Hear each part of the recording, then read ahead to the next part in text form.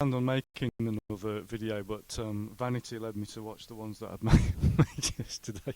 I've realised that there's something that I've not mentioned, which needs to be mentioned. So this is an addendum video, and I'll show something I didn't intend on showing at all. This is the setup just for a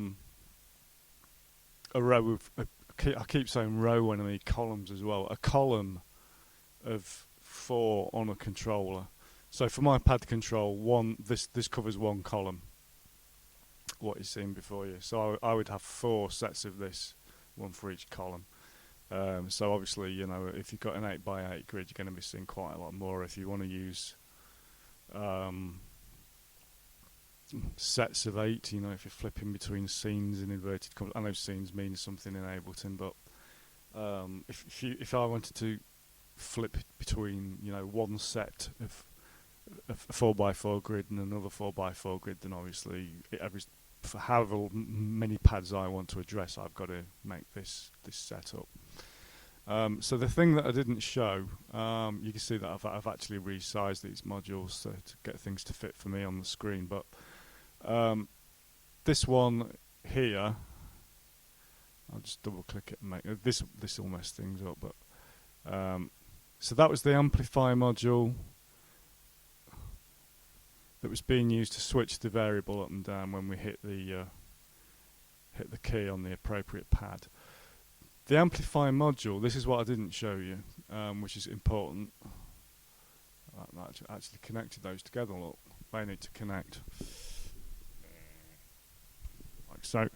Right, the amplifier module connects into a sound to control module, because the amplifier, when it's making a 1, is producing a DC, essentially a DC audio signal. The meta module that we created to make it trigger, we want to hit it with a note. So if you just connected your on-off switch to the meta module, it will do nothing. So we need two modules in between to make this thing work. Which is the important thing I've not told you. I'm great at teaching, I tell you.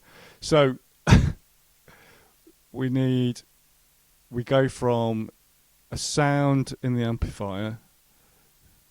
So a sound, like the sound to control is sound in, and it pumps a control out. Then that goes into a control to note, and then that creates the note that we need to actually trigger the meta module. So you can see it's quite important, otherwise it's just not going to work. As I already mentioned, you need the newest version of Sunvox for this, because one of these modules has only just come out. So inside the control to note, as I've mentioned in one of the other videos, it took me a while to fathom this out, because not all of this is covered in the manual, to be honest. I don't actually know what all these do. But the out controller here is set to 1. That's important, because on the control to note, you can see here controller 1 is pitch. So what we're going to do is bang it with a pitch. So that's very important. And then you need to switch absolute off.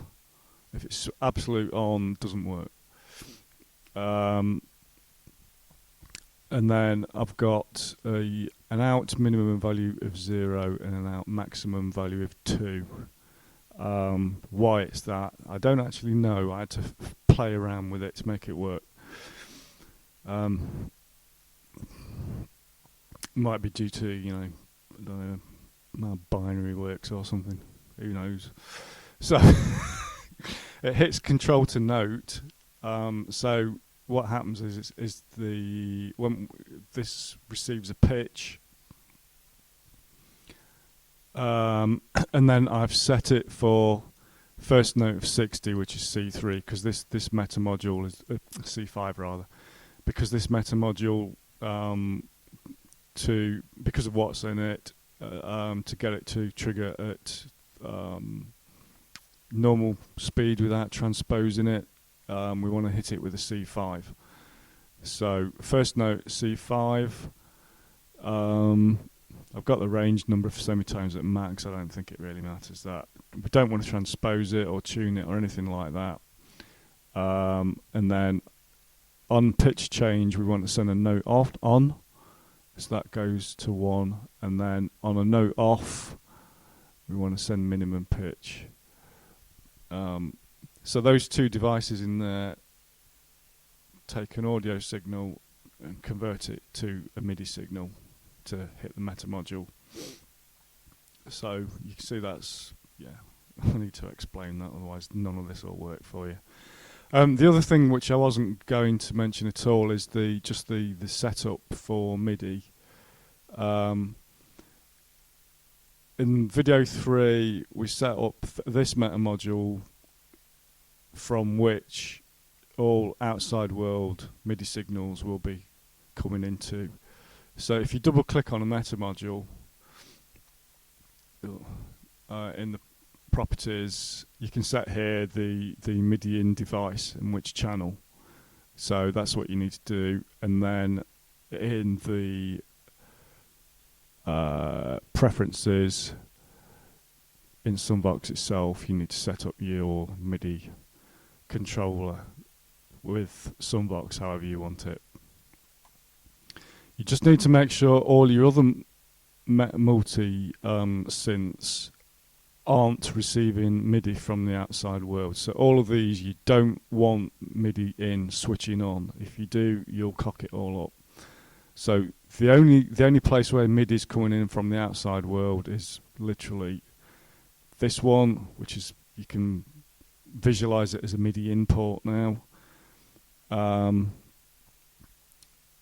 And also, depending on how you do it, your stop buttons, I showed this as a separate thing just for hitting it, but depending on how you set these up and what MIDI notes you set, etc., you can all have it coming in on the one port.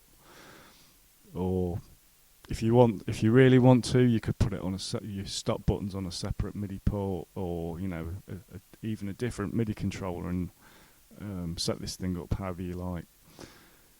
So hopefully that clears a few missing points up.